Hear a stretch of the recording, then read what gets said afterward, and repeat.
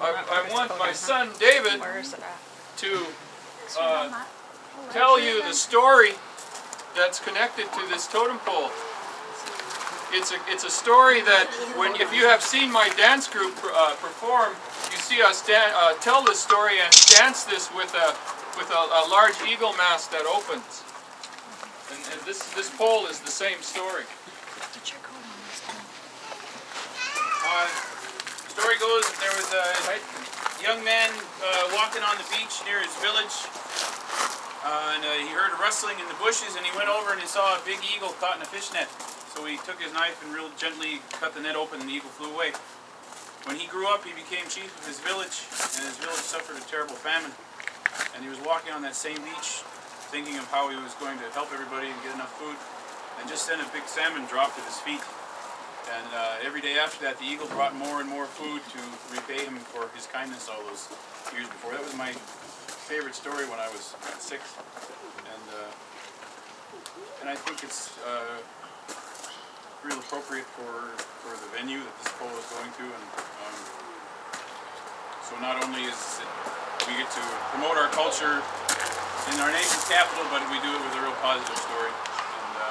One good turn deserves another, is what I get out of that story. So, the pole is not finished. Yeah, don't be expecting done. It's not but it looks like a totem pole. We got a lot of work to do. What are you people doing here? We have work to do. Yeah, there's no paint on it, but it's going to. You can see where the paint's going to go, and get that in.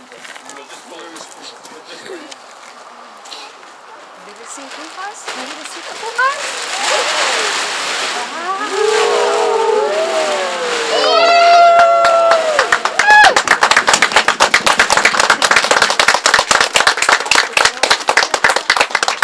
The eagle at the top, and then 5 figures at the bottom. The 4 represent the people of the village. But the little guy, this one is the young chief holding the salmon that the eagle brought. Now this is David's idea. What you're going to see here is David's idea. When we were working on the design for this, I thought we'd stagger these. Normally on Tsimshian poles, they'll just be in a row. And I thought, well, let's do something different and stagger these figures. And there was an open space here. So this is Tsimshian, the raven, poking his nose where he doesn't belong.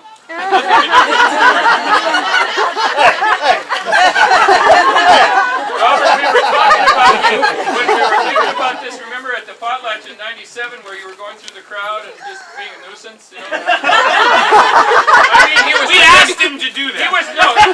He was wearing a mask, is what I mean, and he was being Tsimshian. He was being Raven.